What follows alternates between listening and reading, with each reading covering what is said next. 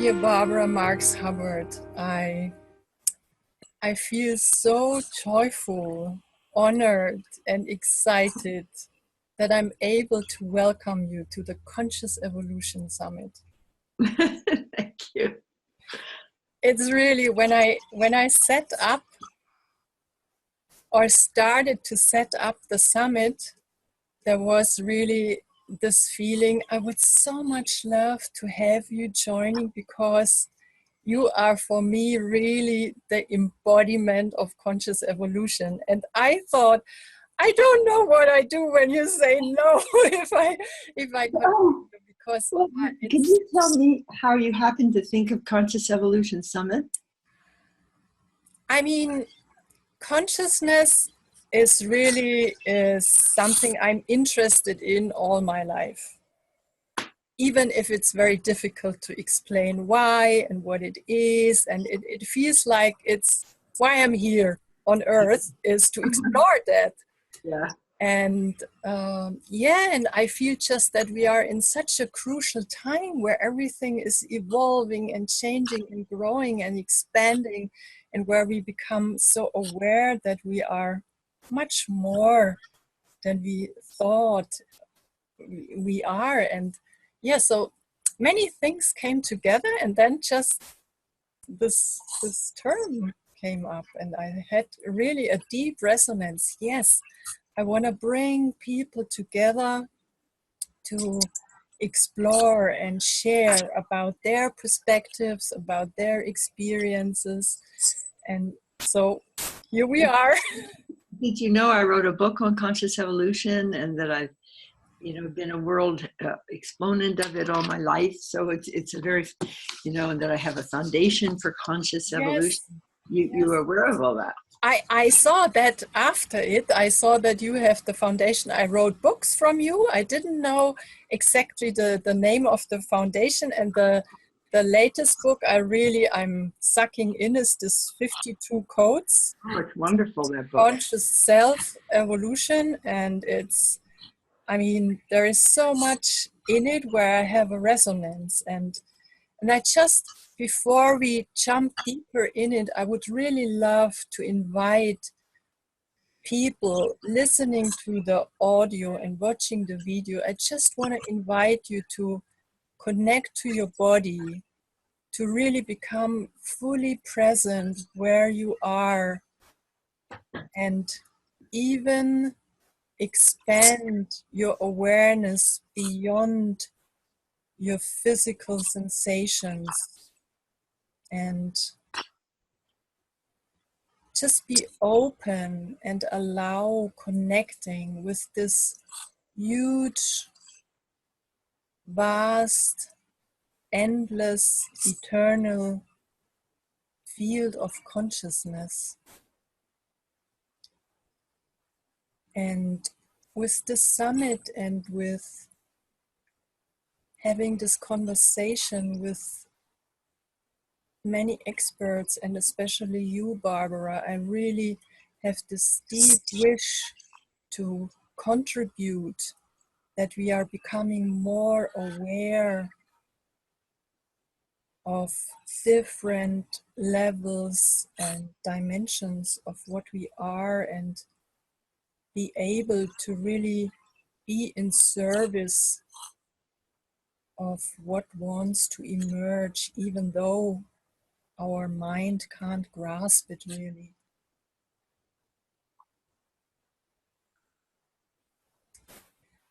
And Barbara, the first thing which came to me is that I would love you to share a bit, because I know going further, a very crucial, let's say, inner attitude and maybe inner work we can do is when you talk about, as a prerequisite, so to speak, is to really integrate our conditioned self into our essential self. Mm-hmm. And I would love to hear a bit about you. How can we do that? What supports that Yeah. The language I used there a while ago was my local self, which is, you might say, conditioned self, separate self, egoic self, competitive self, all of that. And the essential self is actually my true nature as an expression of the impulse of evolution that's going through me. And in order to understand this, I look back and look at the billions of years of evolution as a story. From the origin of creation, the formation of single cells, multi-cells, animals, humans, and now us. So that internal impulse from the origin of creation to you and me sitting here is internal to everybody and everything in the universe. So the conditional self is when you first get aware that you are an entity and you have this inner impulse and you want to get ahead in the world and make things work. The minute you put more attention on it, it can lead you to your essential self, which is yourself when you've integrated the inner impulse of the divine creative process into your own essence. So you become, in a way, an expression of evolution itself.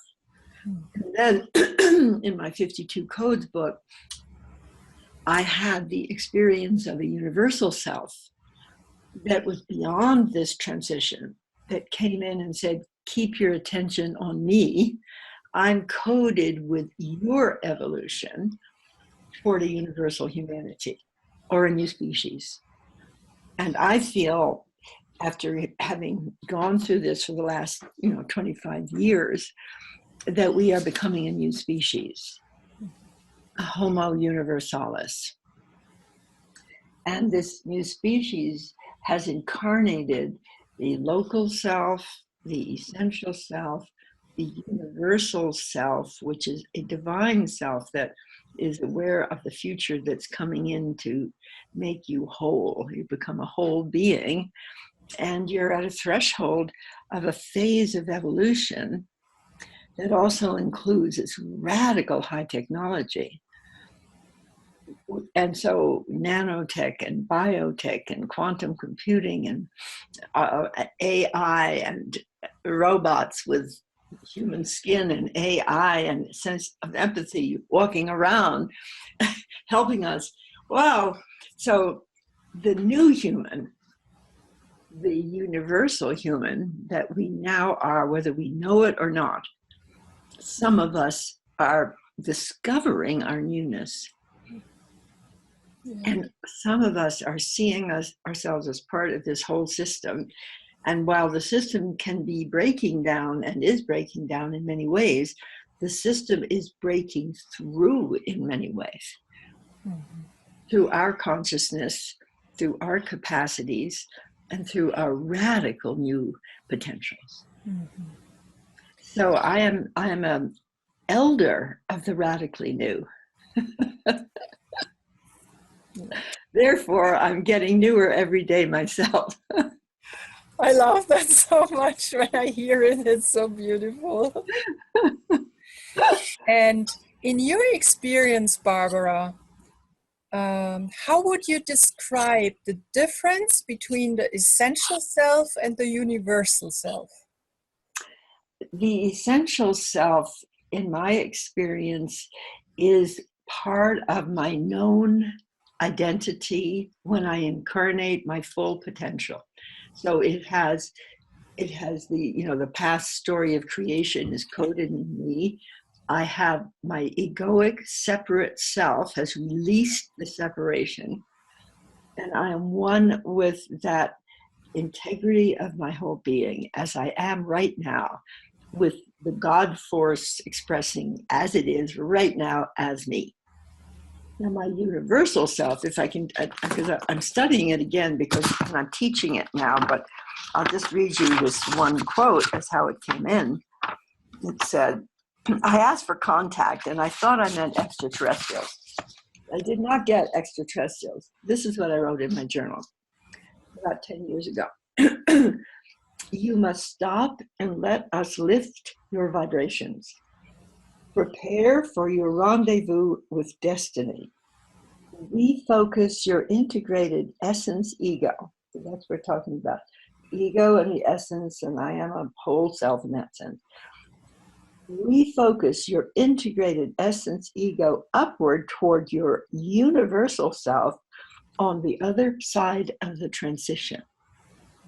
Now, I'm declaring and defining the transition as the next stage of evolution. On the other side of the transition, so this universal self is yourself in the next future stage of evolution. Keep your attention on me. I am coded with your own evolution. The script of your conscious evolution, since humanity is going through a radical transition, the script of your conscious evolution is coded within you. To read it, simply put your attention upon it. Now, this 52 code came through that universal self as guidance to me to become basically a whole human across the transition. Mm. And the newness is we haven't been here before. Mm. The whole species has not been here before. And I'll just read you this little last paragraph here. This is the description I wrote. Suddenly I experienced a universal being, free of the field of earth, ecstatic, a radiant flash of joy, like the sun breaking through the clouds. I knew that I was, and I can say we all are, omnipresent consciousness manifesting in a physical body. Instead of a body who's conscious, we are consciousness manifesting a body. That's a right different perspective. Mm-hmm. I know that I am omnipresent, or we are omnipresent consciousness manifesting in a physical body, like the universe of which we are a part. Mm. In other words, this universe is manifesting in all its physicality from a deeper source. I knew that I had continuity of consciousness with the capital C consciousness that is creating me. And that's how I draw the spiral and the wheel. And the core of the spiral is that consciousness force on the interior of evolution, manifesting all these radically new complex forms, now becoming conscious in you and me as co-creators of the forms of our society and our world. And Barbara, when you connect to this universal self, do you register it with your senses or beyond your senses? Just maybe you can describe a bit how you perceive being connected with it. It's such a wonderful feeling because, I mean, in the beginning, it was like an amazing presence. And this presence was like the universal intelligence becoming a presence that had your identity on it. Mm. But it was universal in its capacity, but it became uniquely your presence or my presence. And then it became magnetic to me because it was pulling me across the threshold into an incarnation of myself as a whole being who is coded with what's emerging, and coded with the unfolding future, of which we all are. But the difference now is those of us who awaken to this can serve as guides in the transition to the next stage of evolution. That we really don't have guides in our social systems. Yeah. We don't have it in our politics. We don't have it in our churches. We don't have it in our universities. And it's not a purely spiritual form because it has to do with manifesting, as evolution does, new social forms all the way up. So Teilhard de Chardin will see God as manifesting as single cells, multicells, animals, humans. And so when you become this new human, in Teilhard's language, he called it the ultra-human. Aurobindo, Sri Aurobindo and the mother thought it was a new species. They called it the Gnostic human. And this human is beyond the animal condition. It doesn't die like an animal. Then Buckminster Fuller, those three teachers that I had there, called us continuous humans. Is that our consciousness keeps growing and we put new parts in all the time. You know, I just got back from the Singularity University conference here it was in San Francisco. And they were talking, for example, about radical life extension.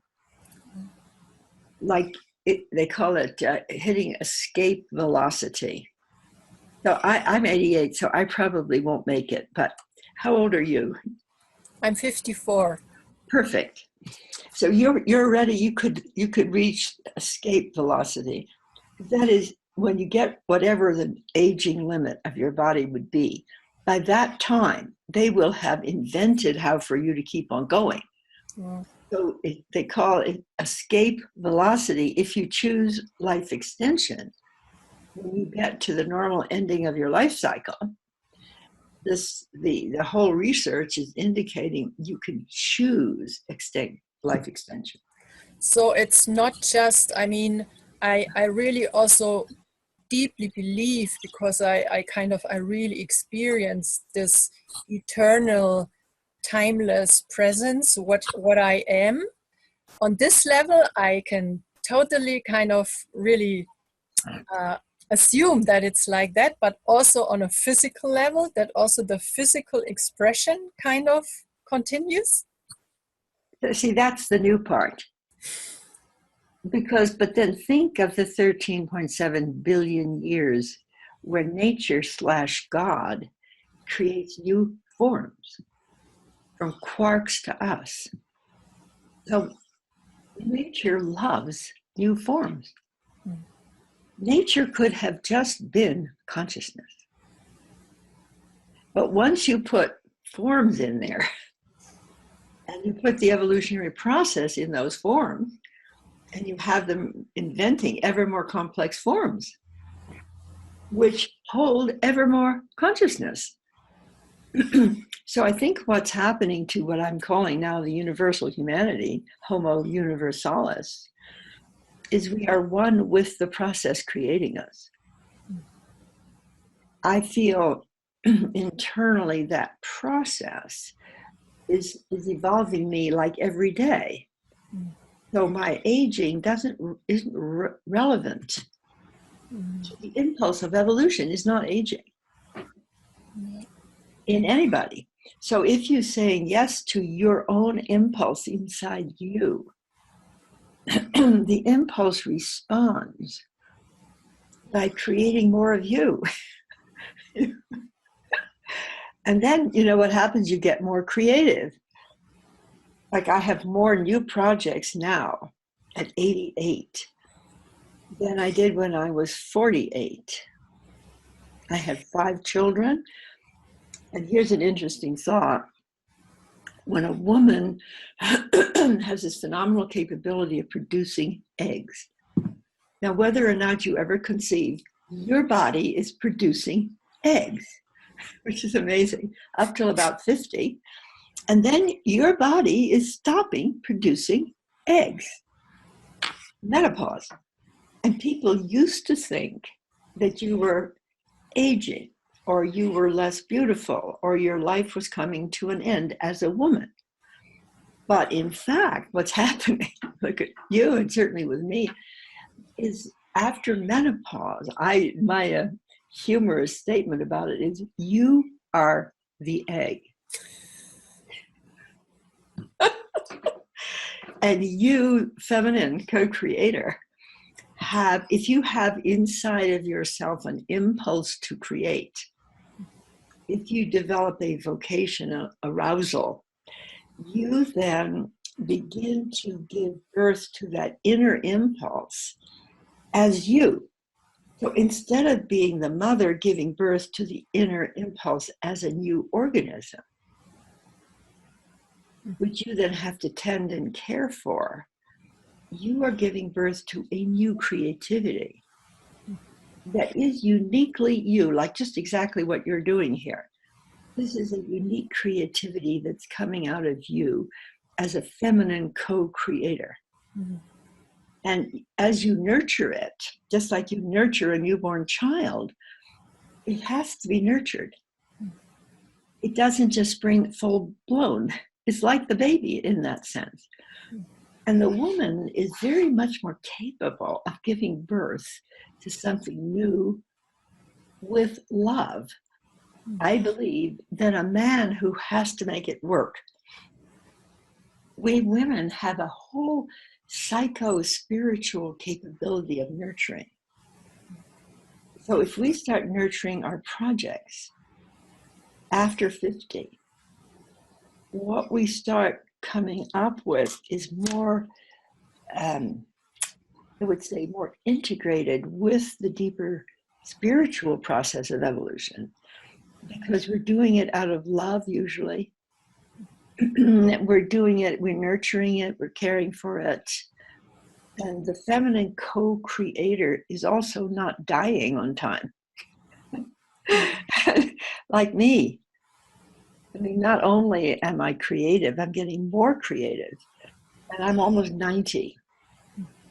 Now that really is, if you take epigenetics, well, Bruce Lipton, and the consciousness affects the DNA, my sense is my DNA, or anybody's DNA, is saying, okay,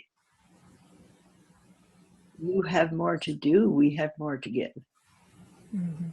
So the more to do is your universal self has come in.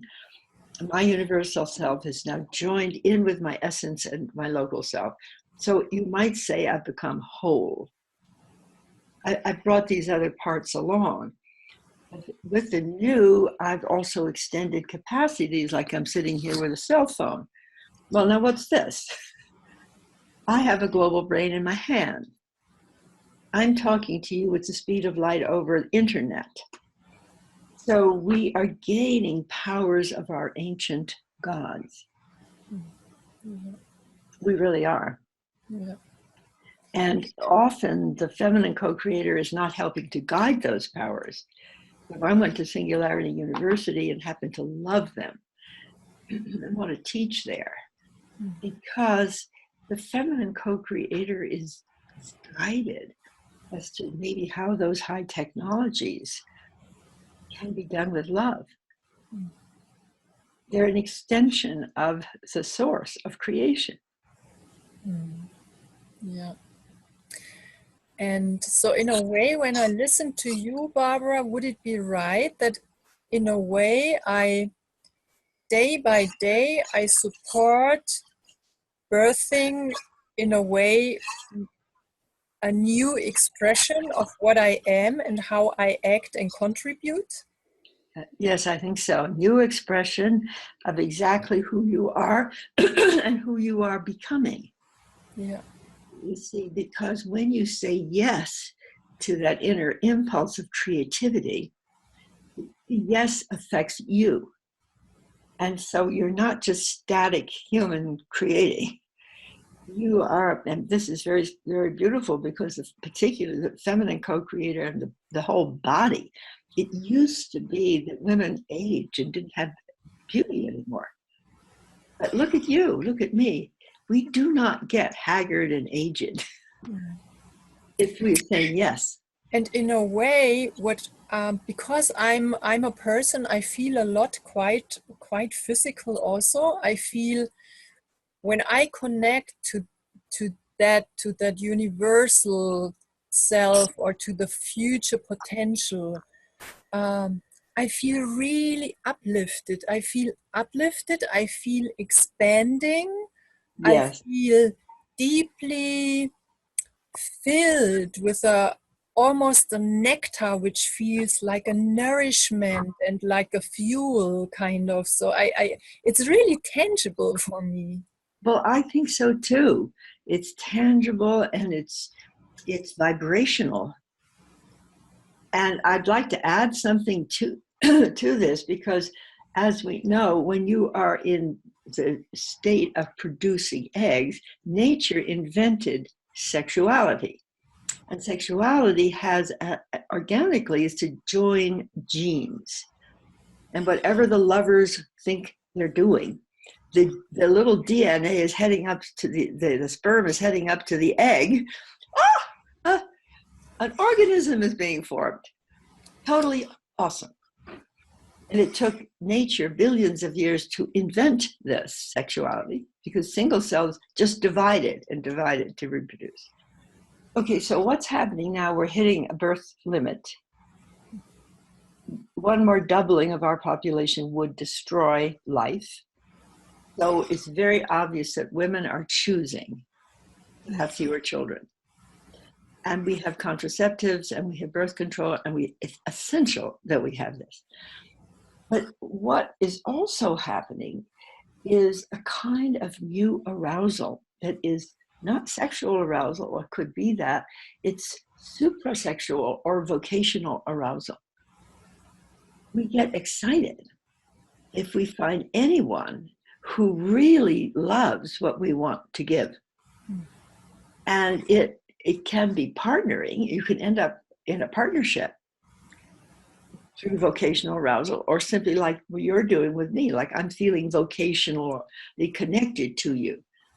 And so the suprasexual co-creation is not joining genes to have the baby, but joining memes or genius, joining genius to give birth to the greater self and the greater projects in the world.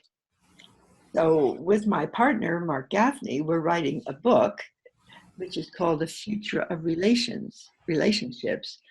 And he has described the three levels. There is role mate, which is what I got. You get married, you have children, you take care of your husband, and it's pretty much a family unit. That has, in many ways, is not lasting, particularly for evolutionary women in advanced cultures. Then the next one he called soulmates. And soulmates are pure personal attraction, healing one another, caring for one another, sexual attraction. It's right in there.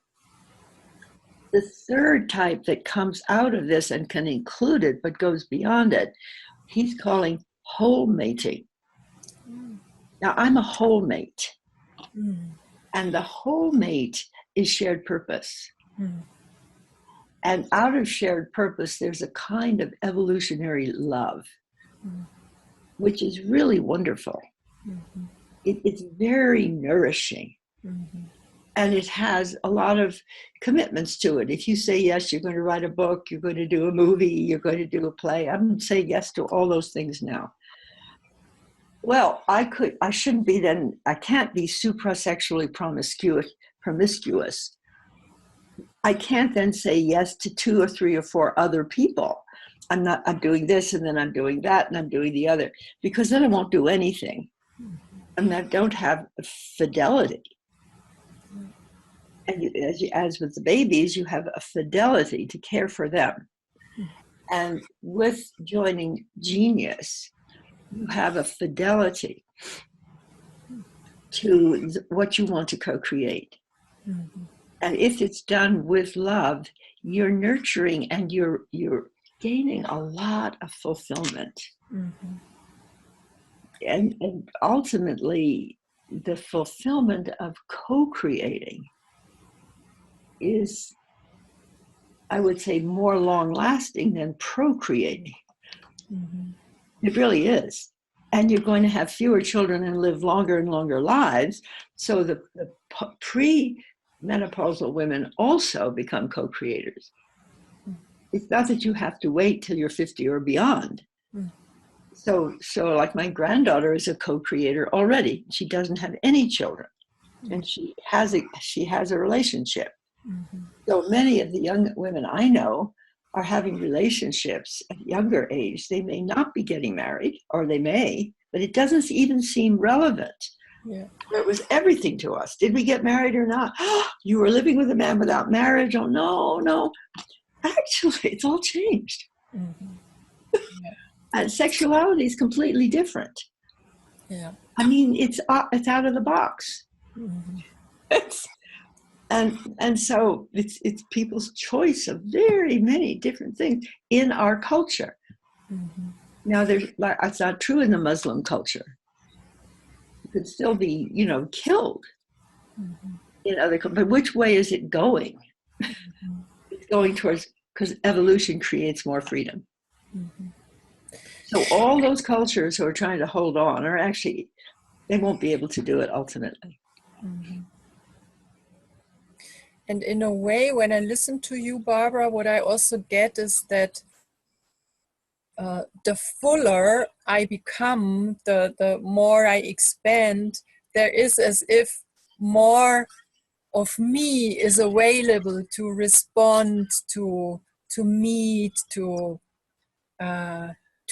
co-create. So that limited view of just taking care for myself or for partnership or family is not enough for No, this capacity, kind of. It's no, it looking isn't. for something else. It wants to really make, I like this arousal, and it wants to make love with life in different varieties in a way. It does, and it's loving, it's eros, it's erotic.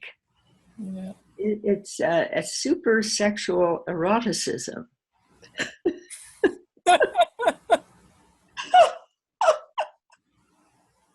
It's really good. Yeah, yeah. It's good for you too. It's good for. Yeah, it's really nourishing. It brings vitality, and yeah. And Barbara, what I also would love to hear from you, because there are these two different directions, this evolutionary power and evolutionary impulse, which I would kind of make this direction, and then there is this involution coming and going down. Would you be willing to share a bit about these different directions and powers? Well, here's what's happening for me. I feel they're happening simultaneously, and that my inner accessing to source, spirit, it also picks up impulse, because God is impulse. God is not just the eternal Godhead. God is the expression of impulse that God created. God's created for me. Mm. So when I get that spirituality, I get God creator. Mm. And God creator is becoming co-creator in the person, because the spiritual fuses into the creative. Now, it doesn't have to do that.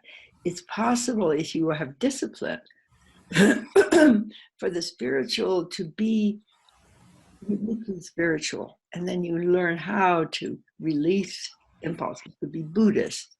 You can take very deep disciplines. But the spirituality that I have is the spirituality of the co-creator, where the God force, the creator, is internalized as self-organizing universe internally.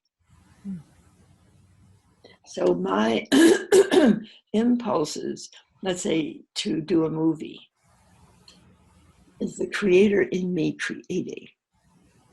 And to the degree I stay attuned to why I want to create a movie, it's not just I like to, it's not just an ambition, it's an impulse. And almost all impulses that are good of people like us come from source, like what you're doing here. It's just not a normal ambition.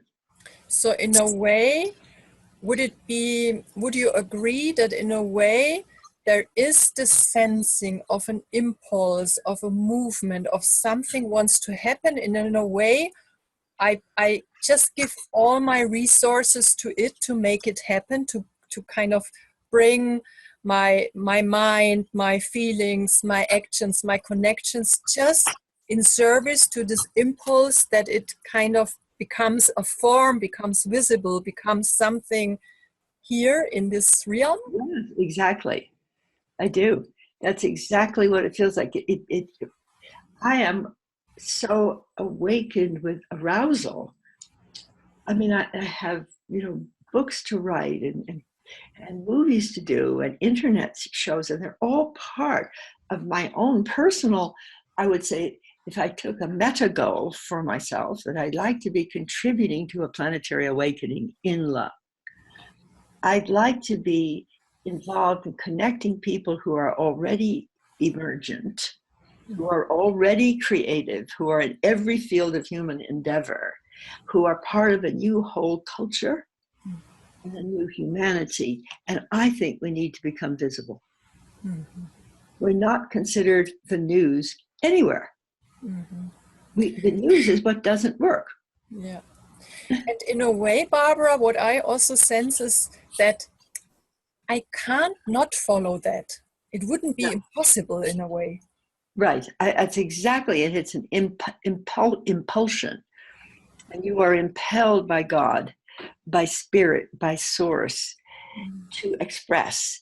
And therefore, the divine expression feels related, like a very, very spiritual person who is divinely inspired by God.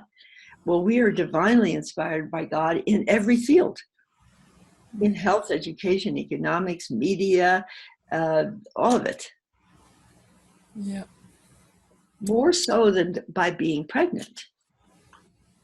I mean, you're fortunate if you're inspired by God and you're pregnant, but there's so much physicality about the pregnancy. And then the baby's born, and the baby takes enormous amount of care. So you can't do a lot of your personal work. And so what really happens, and what one reason women who are younger don't have as many children, is it takes everything to take care of them. Yeah. Yeah. And what I just had a few months ago, there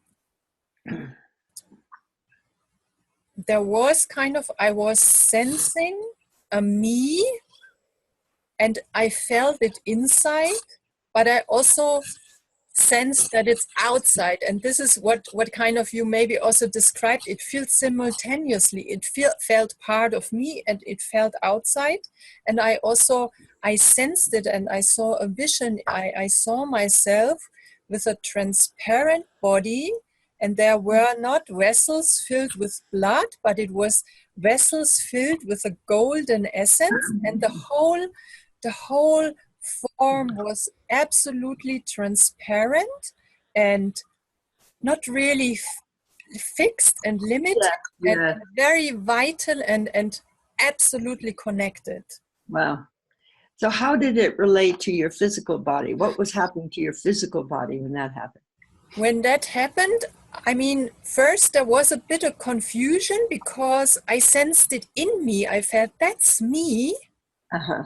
That's me. And in a way, I mean, my mind said, but your body isn't transparent and you have blood. But I sensed that's me. And then I was fortunate to be with a spiritual teacher just a few days later. And I shared this because I kind of was a bit, and it was very intense. It was very intense. And I knew from this moment on, I knew this will never leave me. That's what I am. And he said, in the words he used was, you start embodying a version of you which is its time 1,000 years ahead.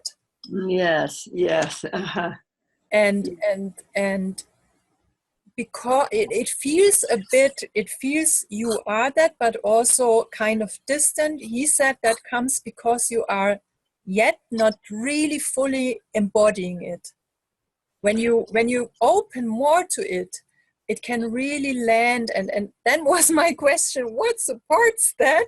And he said, the more you let go of what you think, what you are, and the more you let go of habits and conditions, and the more it supports really becoming that. And it was really intense. It was very intense for weeks, and kind of a few days or weeks later just came this idea of organizing the summit, because I felt it all has to do something with that. And well, you know, the code number 2 is let go of your worldly self-image.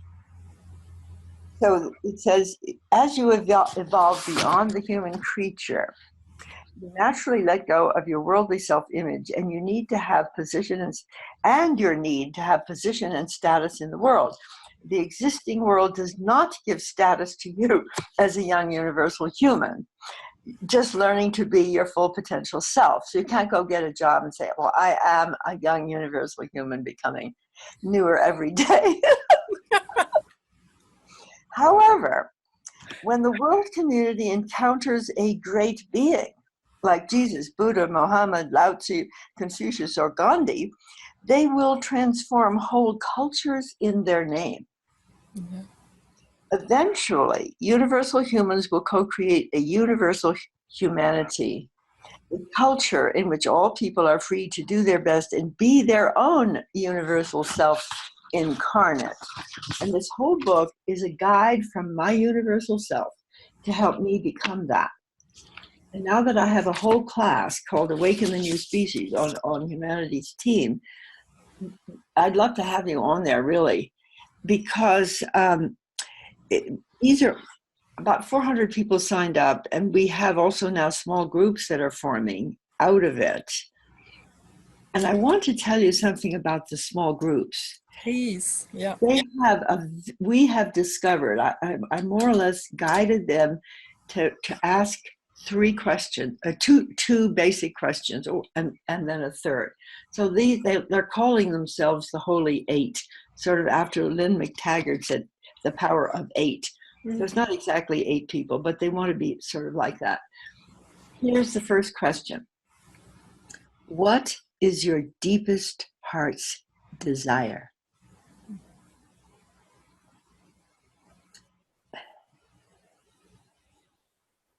Really deep. Almost nobody knows right off.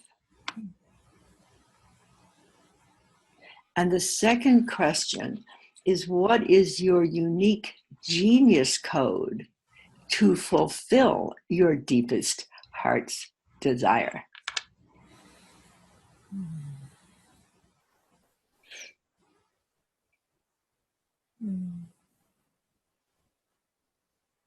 And the third is, what project comes out of that?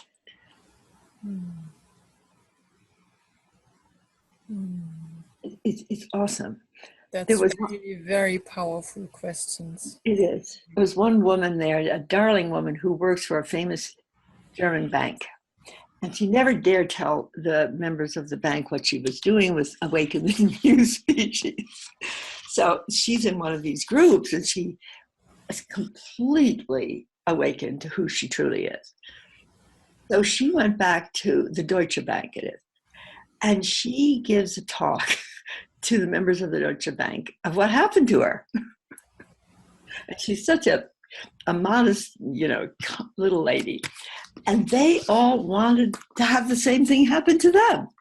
So, the so-called, rigid Deutsche Bank, like human beings like everybody else, And then once you meet anybody who has responded to my deepest heart's desire and my unique genius is, and then who is willing to say, maybe it goes in this direction or that direction, you become then an agent of evolution.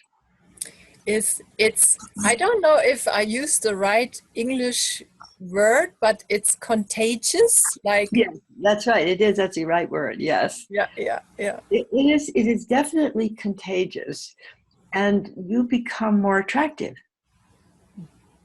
because you are attracted to that impulse, expressing it. So then you attract others to be able to express their impulse. Mm. So it's not that you're trying to have them all follow your impulse, Mm. but your impulse is basically generic in the sense that everybody has one. Mm-hmm. And the very vision of you with your deepest heart's desire being expressed. They do, almost everybody says the same thing you do. Well, I want to do that too. I don't want to just have you express your deepest desire because I have one. But then they have to go in and find it. And then they need to say, what is my unique genius for it? Mm-hmm. Assuming that genius is coded around deepest heart's desire. Mm-hmm. Yeah. And Barbara, in this, I don't know if you can call it a course, it's a birth place. Yeah. You meet every week, or? Yes, once a week for a year. So we have 52 weeks for 52 codes. I do a code a week. And what is your experience? You kind of almost finished this first cycle of sharing that? Yes, we're going to be finished sometime in mid-October. Mm-hmm. So there's still time. Mm-hmm. And what is your experience in moving with many people through this cycle? Well, I just love it. We look forward to it. And now that people are forming the small groups, they're doing it for themselves and they're so turned on because what they've said to me is, we've never been so deeply known as in these small groups. Is that if you actually are able to articulate your deepest heart's desire and your unique genius to express it, the people get to know you as like they never knew you before. Because it feels that you then you turn your essence outside. It's really, you are so open with what you are then. And people have been really amazing me by saying, this is the most profound knowing that I have ever received in my entire life. And these are some of the very sophisticated people who've been to many, many different types of trainings and workshops, so it's not their first time. And I began to see that the combination of I'm becoming a new species gives you permission to look deep into your deepest heart's desire and your genius code, which is actually always to do something toward the creation of this new species, this new culture, because the new culture is coming out of the new people. And, it's interesting because in our culture, you can't look for leadership in current structures. We don't have it in politics. We don't have it in universities. We don't have it in most churches. And they're grappling with problems. I mean, look at the poor Pope having to deal with what has gone on in the Catholic Church. And they don't have the energy right now to break through into saying we're creating a new humanity. But they're dealing with sexuality, you see, and sexual problems that I don't think there should be celibacy unless people are totally wanting to be celibate. But celibacy as a requirement. I've never seen, the people choose it, but obviously they don't live up to it. But that's a whole other big subject we don't need to go on, but it's very painful. It's very painful. And in a way, do you also experience, because let's say you follow this impulse and as we said, there's almost no choice to not do it, but do you also sometimes sense something like resistance inside of you or also outside? Yes. Both. I mean, the resistance from outside is that you're not going to be the same kind of person you were before. And in my case, when I got married, I had no idea who I was. I was 21 years old, and I got married in 1951. And the goal there was to have as many babies as possible and love your husband, which I did. And I had 5 children, and I loved my husband. And then I got radically depressed. Now, I didn't even understand the depression, because I really loved everybody and was doing the exact thing that I was guided to do. And then when I finally found Abraham Maslow, his book, Toward a Psychology of Being, and he had the genius to study self-actualizing people who were intrinsically happy. And I wasn't, and yet I was doing everything. And then I went around Lakeville, Connecticut, where there are a lot of people having children and growing vegetables and taking care of everybody. I said, I'm looking for someone who's really happy. And I couldn't find one. They were comfortable. They were nice, but they weren't, like what I would call genuinely self-actualizing. So then I thought, well, okay, the way to self-actualize is this simple sentence: chosen work you find intrinsically self-rewarding and of service. Chosen work you find intrinsically like what you're doing, self-rewarding and of service. And that's what I'm doing, that's what you're doing. So self-actualizing work leads towards a self-actualizing person. And eventually, if you're able to go the whole way with what you're yearning to create, which almost none of us have, but I'm getting closer and closer to it, and I'm all of these people that I'm working with, I think the energy that you get is to give you more creative energy. So in some sense, you could say the God within becomes ever more palpable as the God that's the co-creator. And so the inner God and the co-creative God and the builder of the new society for me are a fluid, shared impulse. Yeah. I resonate a lot with what you share, Barbara. And I just wonder, is there anything what you want to share, what people could kind of bring their awareness to in their daily life to get more onto this track, I would say? Yes, yeah. There is. Well, I have had, several books that help. One is Conscious Evolution, you can get from Amazon. Another is called Emergence, The Shift from Ego to Essence, which is a very, very good book to start. I read also, yeah. Hold on just a sec. I'll see if I have it. Yeah.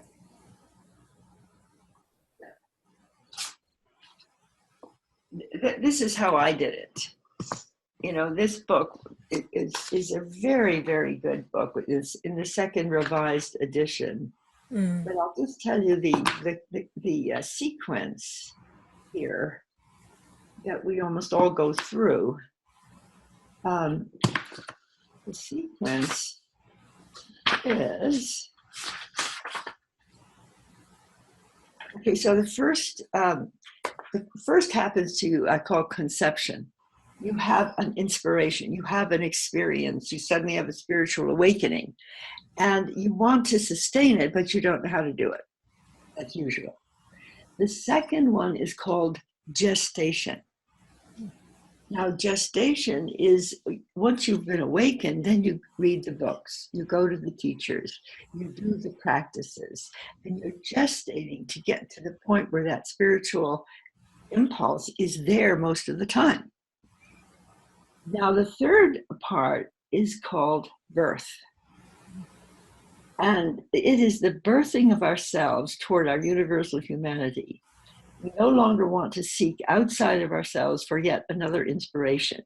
We feel that source coming from within ourselves. The birthing process begins with the choice each person can make to shift from being a seeker of external higher power to the recognition that each of us is an expression of that power within. You're not going to seek it out there anymore. Then you go through infancy. We're just able to realize who we are becoming. It's not stabilized yet. And then I just use the metaphor of you go through childhood. You have to meet others. You don't like them. I mean, you're supposed to be the only one. And suddenly they're all over the place. They're in kindergarten. In the kindergarten. And then there's youth, where you start to have your sexuality and also your desire for your uniqueness and your expression in the world. So where I feel I've come after having done this, and then having done the conscious evolution and running for vice president and doing really big things, is I've gotten to 52 codes. You take that sequence. In German, it looks like that. In German, it looks like that. If you go from emergence, you read conscious evolution, and then you get 52 codes. And I would say these are all being reprinted because so many have been sold. But if you go to Amazon.com, and also to email me at Barbara Marx Hubbard at evolve.org, yeah, so that you can be on my mailing list. Yeah. And that you could also, obviously, I would like to have you as a guest on my Awakening New Species, if I can find one of the weeks, if we can have time for you. I would really like to do that. And I'd like to support you in, you're putting forward conscious evolution.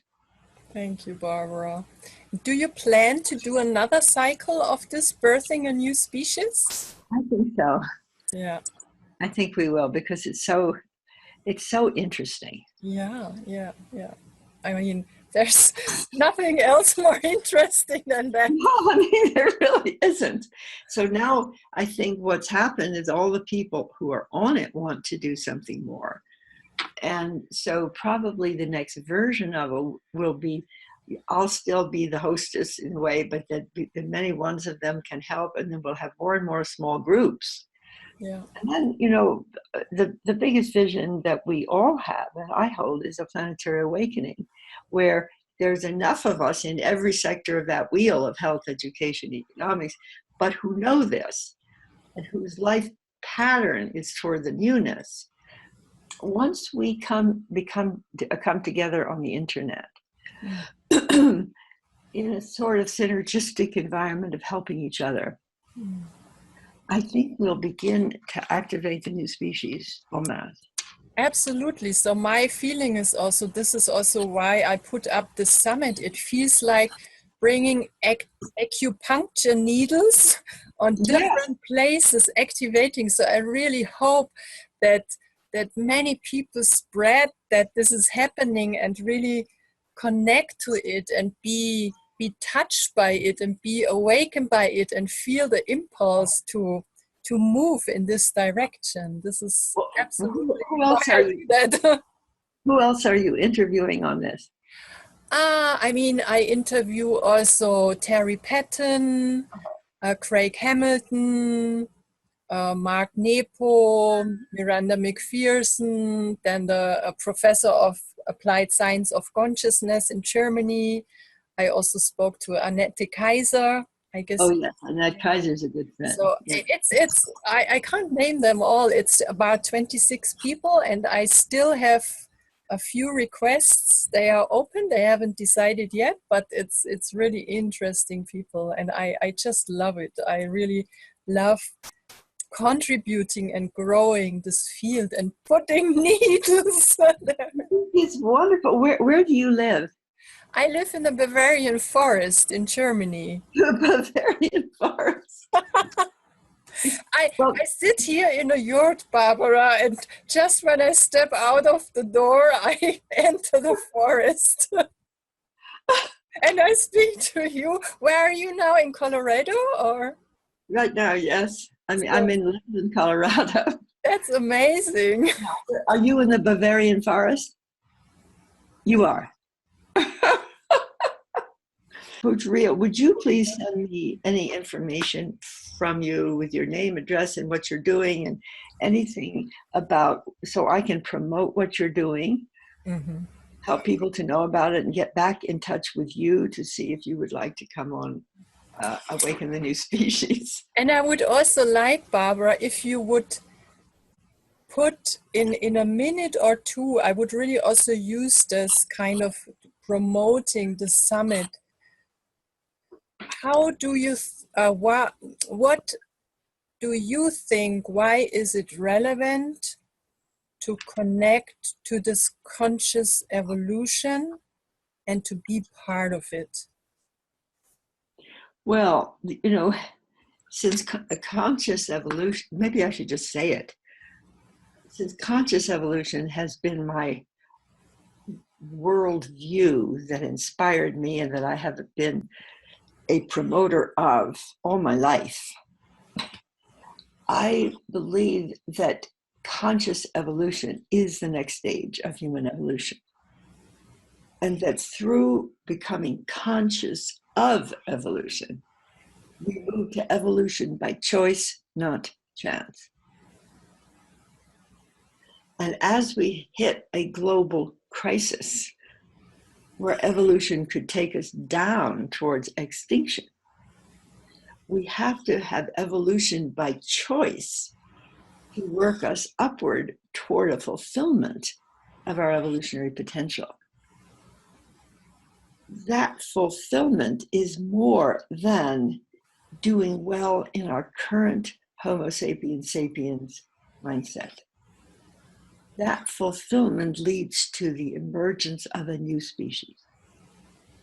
And I really believe Homo sapiens sapiens is giving birth in many of its members towards a species capable of healing the earth, freeing ourselves from separation and disease, and exploring the vast regions of inner and outer space. I don't think we're alone in this universe. So our crisis is the birth of a new humanity here on earth and beyond. And so that's why I think it's important that you do that. You just can take that statement. And in a way, then the attitude to what we call a crisis also shifts, because it's a birth process and there's really something also good in it. Yes, there had to be a crisis out of self-centered consciousness. Yes. It had reached a limit to power, and it had gained powers that could destroy it, starting with the dropping the atomic bomb. And if you think of these whole array of new powers that humanity has, we will not survive unless we have a higher capability to guide the new powers towards a new life. So this is where I feel very strongly a lot of conscious evolutionaries do not concern themselves with the high-tech power. And I'm saying the high-tech power, it must be guided by love. And that you need to enter into that story, learn about it, help guide it, use it. See, I'm going to start using AI myself. I want to use it. I want to see what is it like to have AI. I'd like to, I'm not going to do it now, but I will get a little tiny robot. There at the Singularity, they were telling how they're making the robots behave with empathy. Oh. Because the robots are being taught how to scan a face and tell when that face is empathetic. And then the robots have AI attached to them, and they're putting skin on them, and it's a new creature. Wow, incredible. So this young woman said she was concerned, since she's building one of these, is it all right to destroy it? She asked. Mm-hmm. Because as it gets more and more human-like traits, and it's not human, and it's not alive as we call life, and yet when it goes over the singularity and is 10,000 times more intelligent than any of us, what do we have here? This is what's happening. Wow. So I see all the people who are coming from heart and spirit need to be in that story. Have to be guiding it, and not just rejecting it, because it's not going to stop because we reject it. It's anyway already kind of. It's totally out of the box. It has momentum. It has a lot more momentum than most of us have. So the idea of not doing anything about it is just foolish. Yeah. Oh, great, Barbara. I'm so happy and honored that I had this chance to have this conversation with you. It's really, you feel like a grandmother, a role model, someone embodying and going a path. I kind of also go, and it really means a lot to me. And I don't take it for granted that you took the time. So I want to thank you from my heart. Thank you so much. I thank you, Barbara, and all the best to all your project, to whatever you do. And I tune in wherever I am. I'm connected to this field. I know, it's just wonderful. And you call yourself Puria? Puria. Puria. Like Maria, only Puria. Puria.